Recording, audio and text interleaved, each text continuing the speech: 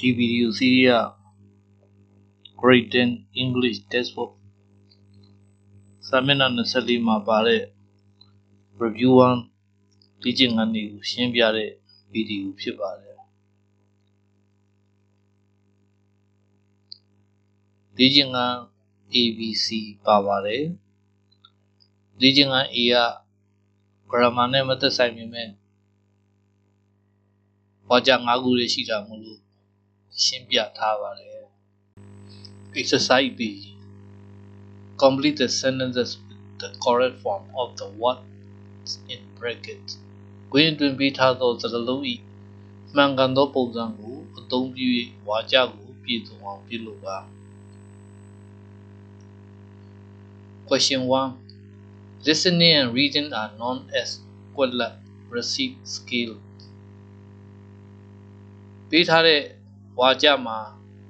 ကွက်လတ်မပါဘဲနဲ့ဆရာတို့တတ်နိုင်သလောက်ဘာသာပြန်ကြည့်မယ်ဆိုရင် listening and reading နားထောင်ခြင်းနဲ့စာဖတ်ခြင်းကို known as သိတယ်ဘယ်လိုသိသလဲဆိုတော့ as ကွက်လတ် skill အဖြစ်သိတယ်ပေါ့အဲ့တော့ကွက်လတ်မှာပေးထားတာကကွက်လတ်ရဲ့ skill က noun ဖြစ်တယ်ကျွမ်းကျင်မှု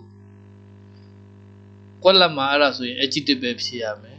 ပေးထားတဲ့ receive က verb ဖြစ်တယ်လက်ခံရရှိသည်ဆိုတဲ့အဓိပ္ပာယ်ရှိတယ်သူ့ရဲ့ adjective form က receptive ဖြစ်သွားပါတယ် receptive က adjective ဖြစ်တဲ့အခါမှာလက်ခံရအသင့်ဖြစ်သောသဘောပေါက်လက်ခံလွယ်သောဆိုတဲ့အဓိပ္ပာယ်ရပါတယ်ဒါကြောင့်ဝါကျက reading and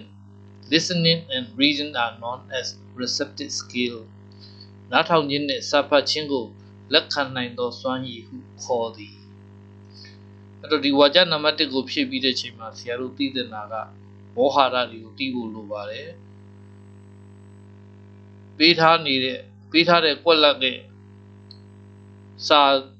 ကွက်လတ်မပါဘဲနဲ့ပေးထားတဲ့စာကြောင်းကိုလည်းဆရာတို့တတ်နိုင်သူဘာသာပြန်ကြည့်ဖို့လိုပါတယ်ဒါမှသူ့ရဲ့ဆက်တဲ့စကားလုံးရဲ့မှန်ကန်တဲ့ပုံစံကိုဖြည့်လို့ရမှာပါ Question 2 Kodu is learning ကွက်လတ် Spain as he is going to Spain on Saturday visit next month ကွက်လတ်ကိုမဖြည့်သေးဘဲနဲ့ဆရာတို့ဝါကျကိုလေ့လာကြည့်မယ်ဆိုရင် as ဆိုတာကတော့ကြောင့်ဆိုတဲ့အဓိပ္ပာယ်မျိုးဖြစ်ပါတယ်တကယ်တော့ဆိုပြီးတော့လည်းအဓိပ္ပာယ်ရပါတယ်ဒီနေရာမှာ s ကဝါကျနှစ်ခုကိုဆက်ပြီးတာဖြစ်တဲ့အတွက်တော့ကြောင့်ဆိုတဲ့အဓိပ္ပာယ်နဲ့ဘာသာပြန်ကြည့်မယ် he is going to Spain သူကစပိန်ကိုသွားတော့မယ် on his study visits လေ့လာရေးအလည်သွားမယ် next month ရှေ့လမှာသူကစပိန်ကိုလေ့လာရေးအလည်သွားမယ်အဲ့လိုဆိုရင်ကိုတူကဘာလုပ်နေလဲ Kodu is learning Spain ဒီနေရာမှာ learn ဆိုတဲ့စကားလုံးကလေ့လာသင်ယူသည်ဆိုတဲ့အဓိပ္ပာယ်ရပါတယ် learn ရဲ့နောက်မှာ object လိုက်လို့ရတာတွေကဘာသာရပ်ပြောကြည့်မှုဘာသာစကားနီလန်စတာတွေလိုက်လို့ရပါတယ်စပိန်က noun စပိန်နိုင်ငံဖြစ်ပါတယ်သူကစပိန်နိုင်ငံလေ့လာစပိန်နိုင်ငံကိုလေ့လာတယ်ဆိုပြီးတော့ဒီလိုဝါကျရေးလို့မရပါဘူး Kodu is learning about Spain ဆိုလို့ရှိရင်တော့သူစပိန်နိုင်ငံအကြောင်းလေ့လာတယ်ဆိုတာဒီစပိန်ကိုတိုက်ရိုက်ဖြည့်လို့ရပါတယ်သို့တော့ Kodu is learning Spain ဆိုတာစပိန်ကိုဒါလိုက်ဖြည့်လို့မရပါဘူးဘာကြောင့်လဲဆိုတော့ Kodu is learning မှာ Kodu က subject ဖြစ်တယ် is learning က verb ဖြစ်တယ်နောက်မှာ noun လိုက်ရမယ်စပိန်ကလည်း noun ပဲအဲ့ဒါကြောင့်မို့ဆရာတို့ကဒီနေရာမှာ noun စပိန်ကိုပဲလိုက်လို့မရပါဘူးတကယ်လိုက်ရမယ့်ပုံစံကသူကစပိန်ဘာသာစကားကိုသင်ယူနေတယ်ဆိုပြီးတော့ရေးမယ်ဆိုရင်ပုံမှန်တာဖြစ်တဲ့အတွက် Spanish ဆိုပြီးတော့ရေးရပါတယ် Spanish ကဘာလဲဆိုတော့ noun ဖြစ်ပါတယ်စပိန်ဘာသာစကားစပိန်လူမျိုးလို့အဓိပ္ပာယ်ရပါတယ်အဲ့တော့ဝါကျကို Spanish လို့ဖြည့်လိုက်မယ်ဆိုရင် Kodu is learning Spanish as he is going to Spain on study visit next month Kodu သည်လာမီလတွင်စပိန်နိုင်ငံသို့လေ့လာရေးခရီးသွားရောက်မည်ဖြစ်၍စပိန်ဘာသာစကားကိုလေ့လာလျက်ရှိသည်ဒါဆိုရင်စီလျော်တဲ့အဓိပ္ပာယ်ကိုရောက်ပါတယ် Question 3. Most Kuala India food are spicy and hot, but I like them all. ပေါ်နေတဲ့ဝါကြောက်ပဲဆရာတို့ကြည့်မယ်ဆိုရင် but I like them all ဒါပေမဲ့ကျွန်တော်အားလုံးကိုကြိုက်တယ်ပေးထားတာကလည်း food are spicy အစားအသောက်တွေက spicy ဆိုတာစက်တယ်လို့ပြောတာပါ spicy and hot စက်တယ်ပူတယ်ဆိုတော့ food ရှေ့မှာဘာရှိရမလဲဆိုတော့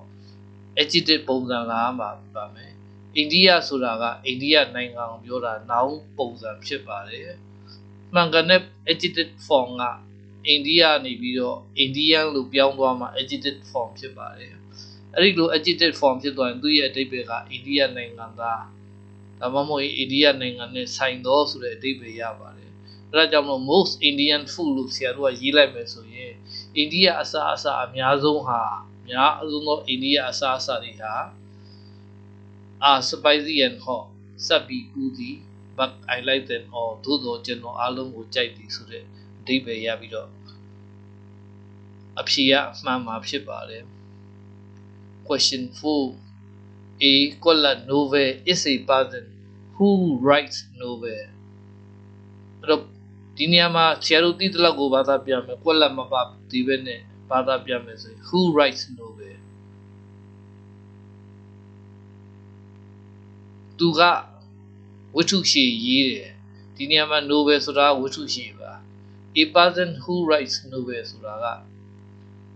အဲ့ဒီလူကဝတ္ထုရှည်ရေးတယ်ဆိုရင်ရှေ့မှာရေးတဲ့လူကရှေ့မှာဖြစ်ရမယ်ကွက်လက်ကစာရေးဆရာဝတ္ထုရေးဆရာဆိုတဲ့လူပုဂ္ဂိုလ်ပဲဖြစ်ရမယ်ပေးထားတာက novel ဖြစ်တဲ့အတွက်ဒီနေရာမှာနောင်ပုံစံဖြစ်ရမှာမှန်ပေမဲ့ a novel မဖြစ်ရပါဘူးလူနဲ့ဆိုင်တာဖြစ်တဲ့အတွက်ဝတ္ထုရေးဆရာဆိုတဲ့အဓိပ္ပာယ်ရတဲ့ novelist ကိုဖြစ်ရပါမယ်အဲ့တော့အဖြေက a novelist is a person who writes novel ဝတ္ထုရေးဆရာသည်ဝတ္ထုရေးသူဖြစ်သည်ဒီနေရာမှာဗမာလိုအဓိပ္ပာယ်ကထောက်နေပါတယ်သို့တော်လည်းအင်္ဂလိပ်စာမှာတော့ဒါဒီလိုရေးတာကမထောက်ပါဘူးပုံမှန်ရေးနေကြစကားလုံးမျိုးပဲဖြစ်ပါတယ်အဲ့တော့ဒီနေရာမှာ noun form ချင်းတူပေမဲ့ noun grammar အရ noun ဖြစ်ရမှာမှန်ပေမဲ့သူ့ရဲ့အဓိပ္ပာယ်ဖြစ်ရမယ့်စကားလုံးပုံစံမတူပါဘူးဆရာတို့ vocabulary ကို